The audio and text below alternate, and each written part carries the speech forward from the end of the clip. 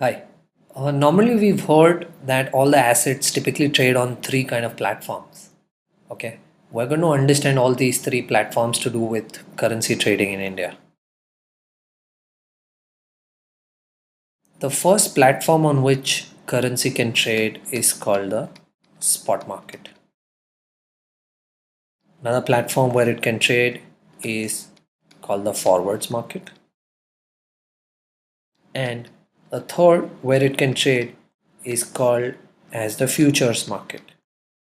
What we're going to do is we're going to come up with multiple videos where we are going to explain to you exactly how spot markets operate, forwards, futures, what they are, and ultimately we will try and understand something which actually played a major role in currency depreciation, which is called as non-deliverable forwards. So let me first start with helping you understand in this 4 series video what is a spot market. Say for example, you intend to go to the US for further studies, or you just want to go to the US for a leisure trip. So when we go to the US, we'll have to spend in the US their local currency. Their local currency is a dollar. But in India, do we possess enough dollars, or do you currently have a lot of dollars which you can go to the US and spend? The answer is normally a no. So the first thing you'll have to do is make sure that before you go to the US or on your way to the US, you have enough dollars that you can spend there. Now, how do you, as a resident of India, get enough dollars to spend in the US?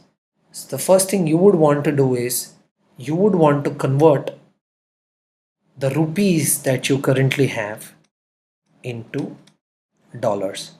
Now, how do you convert rupees into dollars? On the airport, you all must have seen a lot of people who have offices saying currency converters. For you to convert your currency from a rupee into a dollar or a dollar into a rupee, you need to go to someone who's called an authorized dealer. Authorized dealer.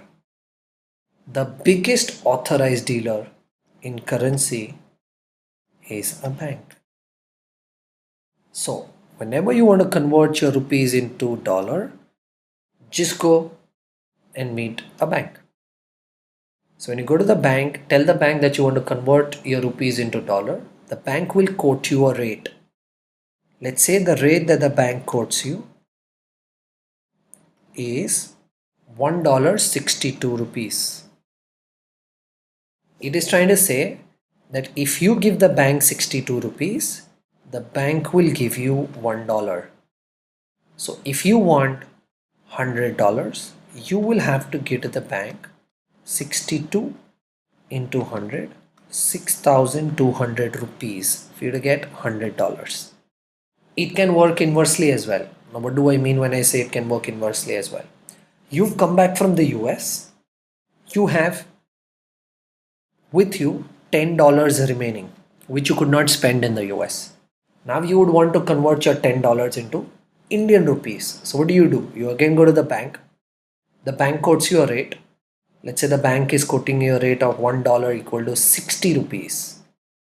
So what happens is for $1 the bank is willing to pay you 60 rupees. So if you give $10 to the bank will return to you 600 rupees. This transaction that you are doing with the bank is called the spot market.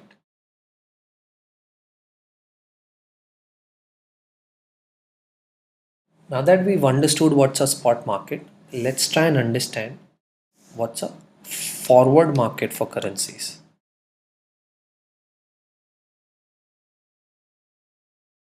What's a forward market? Say for example, you are an IT company.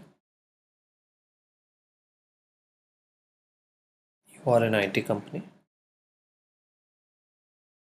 and you've been serving a lot of clients in the US. You are expected to receive $5 million next year. You are expected to receive $5 million next year. At the current given rate of dollar in the market, you are expected to receive 5 million into 60, where we saying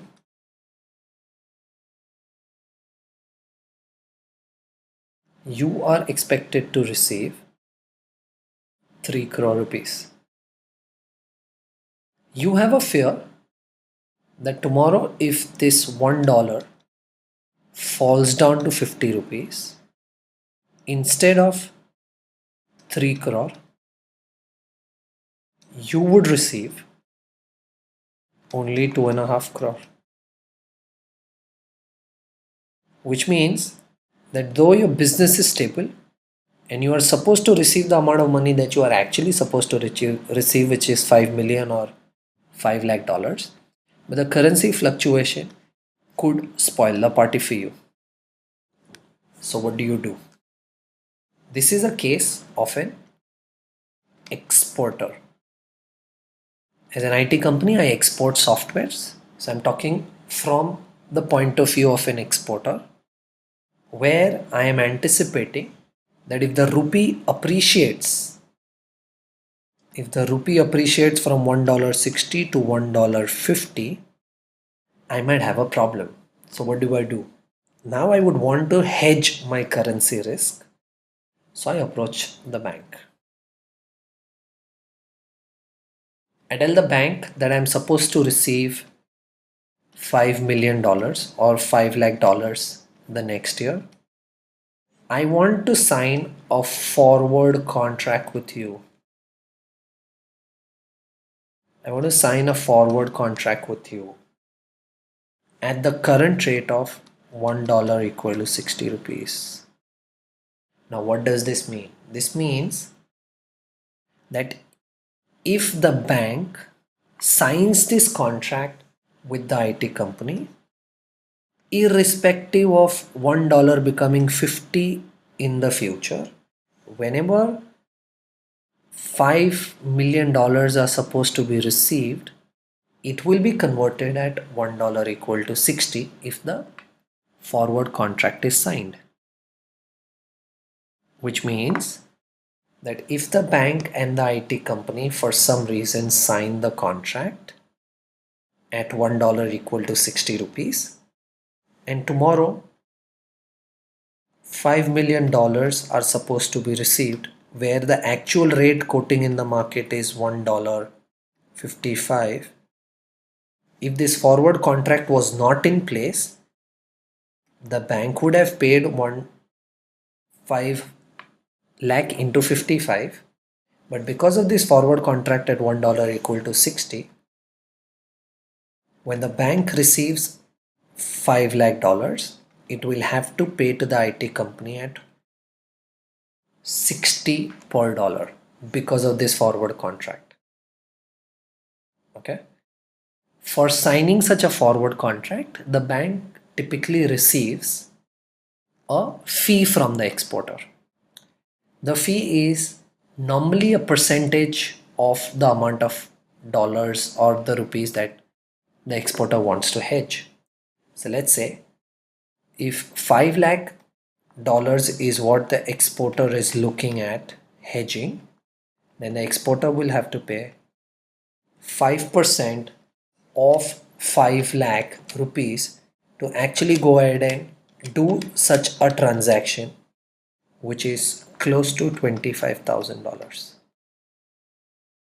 Don't go on the exact numbers. This is just to help you understand how does the deal take place.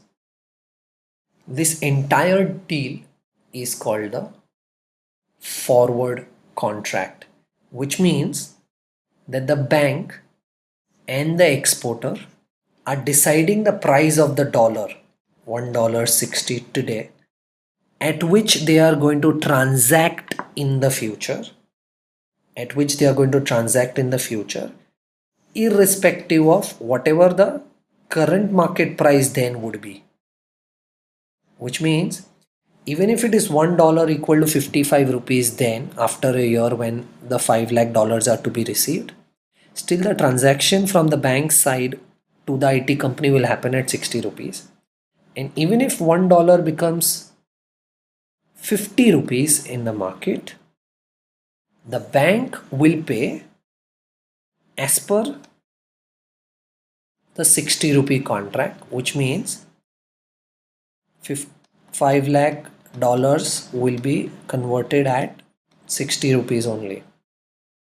But let's say even if $1 becomes 65, this situation is going to be a little beneficial situation for the bank, because when $1 becomes 65 and the transaction takes place as $1 equal to 60, in this case also the $5 million to be paid will be paid at 60 and not 65.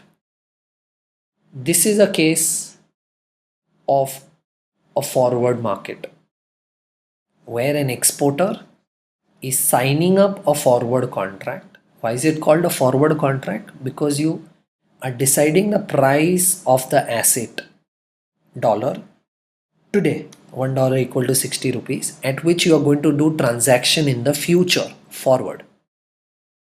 Irrespective of whatever the price the market quotes, the transaction will happen at the predetermined price today for the number of years or for the time that you've signed the contract for.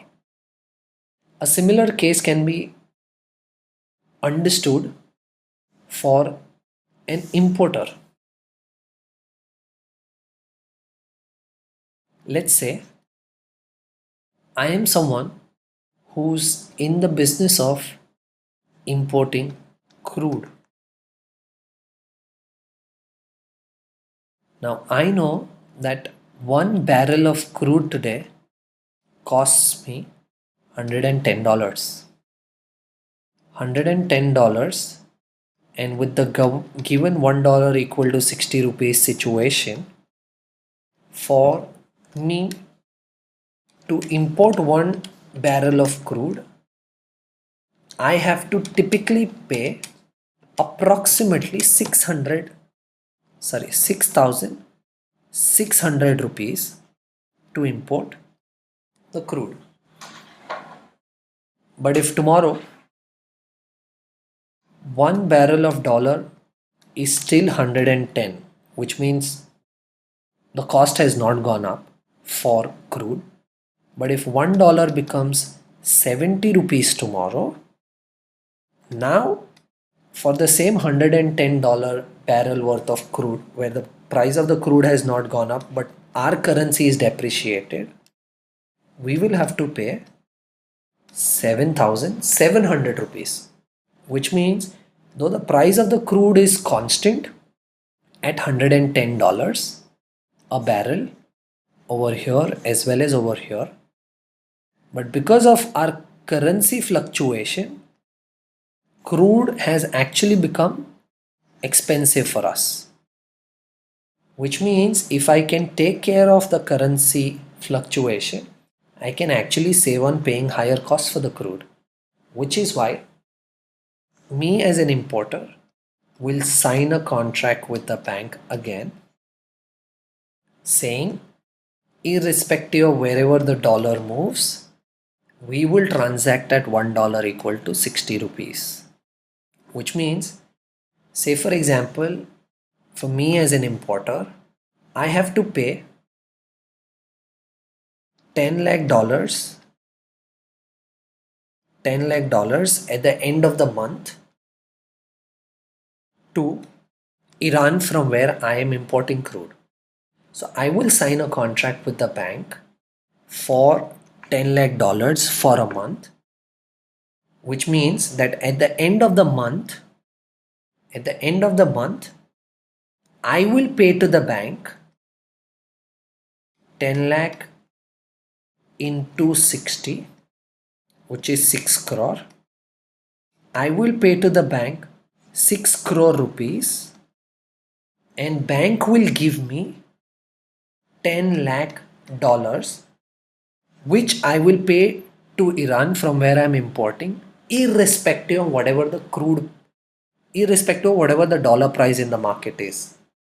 Which means if $1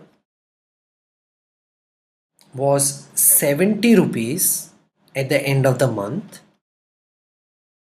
if the contract was not in place with the bank, I would have had to pay to the bank 7 crore rupees to get 10 lakh dollars. But because of the contract being in place, I'll now only have to pay 6 crore rupees to get 10 lakh dollars or $10 million from the bank. The case also works the same way. If $1 was at the end of the month 50 rupees, now the transaction will not happen at 50 rupees because our deal is at 60 rupees. So if the forward contract was not in place, I would have had to pay less. How much would I have had to pay? I would have had to pay only, I wanted 10 lakh dollars. Current is $1.50. I would have had to pay only 5 crore rupees. But because of this forward contract between me and the bank, which is $1 equal to 60 rupees, in this case also I'll have to pay 6 crore rupees to get $10 million or 10 lakh dollars. So a forward contract is nothing but a contract between two parties, bank and either an importer or an exporter, where they decide the price of the asset, which is in our case $1 equal to 60 rupees, for 1 month, 1 year, at which they are going to transact in the future, where actual rupees will be given to the bank and dollars will be received from the bank, or actual dollars will be given to the bank and actual rupees will be received from the bank at a predetermined price in the future. This is called a forward contract.